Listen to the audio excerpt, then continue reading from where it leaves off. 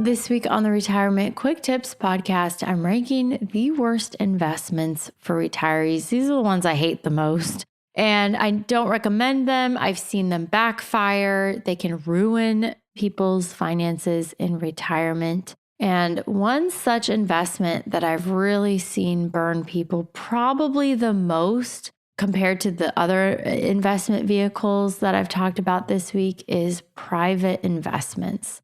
So this is a really, really broad category of investing.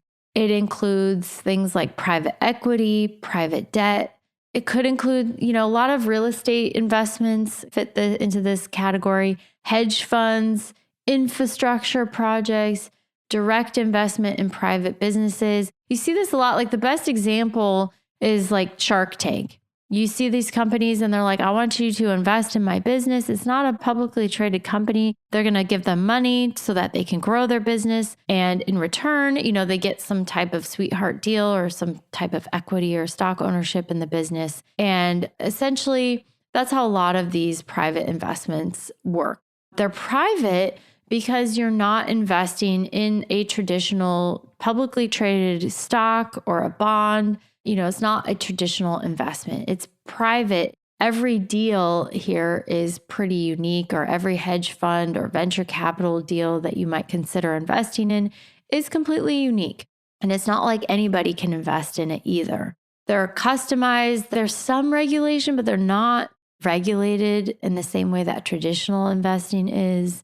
So you really have to be experienced and know what you're doing here. There's still some criteria that needs to be met. So most of the time you need to be considered, I think it's called I have to look this up. It's a qualified investor. Basically, you have to have a certain income, a certain net worth due to the risk of these investments, because these investments, they can make you a ton of money. You see stories all the time about people investing in like startup businesses. And those businesses become like the next Netflix. And then you're like Scrooge McDuck with your big piles of gold coins in your vault. And you have more money than you know what to do with.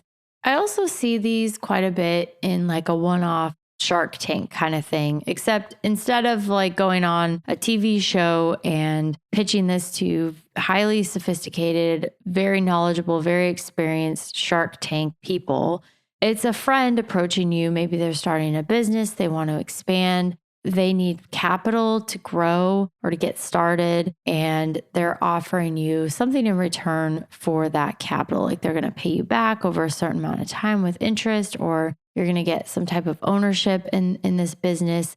No matter what the private investment, that's kind of the basics of how they function. Now, people buy private investments for a variety of reasons. I think probably the biggest reason is the potential for really incredible returns.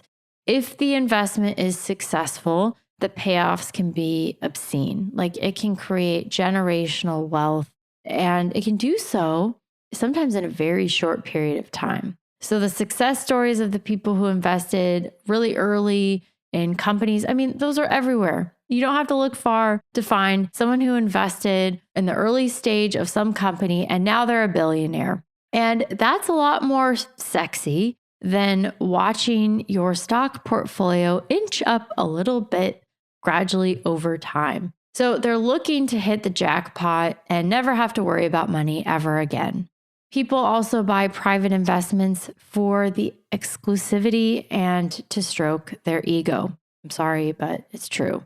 So a good example of this is their golf buddy is telling them about this private fund in real estate, and it's really limited. There's only a few more spots left. It's starting to sound like some sort of Ponzi scheme, but it's not. Most of these private investments, they're trying to get a certain number of investors, and you have to invest. A lot of times it's six figures. So like you have to invest 100,000 or 250,000 or a pretty big number in a singular investment. But it is only limited to a handful of people in this particular investment. And so that's really common with private investment. So it strokes your ego because you're like, oh, I'm in this exclusive club of investors. We have access to this private investment. Not anybody can invest in. I'm special. Those people out there, they don't have enough money to invest, but I do.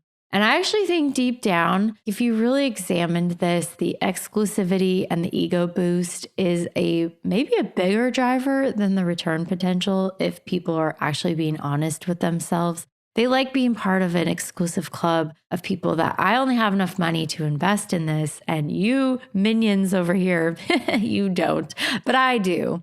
Now, beyond the greed aspect or the prospect for eye-popping returns, the ego driver, maybe there's fear of missing out. Like you hear about this exclusive investment and you're like, oh my gosh, I can 10x my money in 6 months. Like, yes, I don't want to miss out on that. Private investments also offer something more interesting. Like there's a sexiness to it. It's not that fun to watch your traditional stock and bond portfolio every day. And so I think people also invest because it's just more fun. It's more interesting. Like I said, it's sexy. Investing in a traditional stock and bond portfolio can be a little boring, but it's like, let's get our kicks somewhere else, not with our investment portfolio.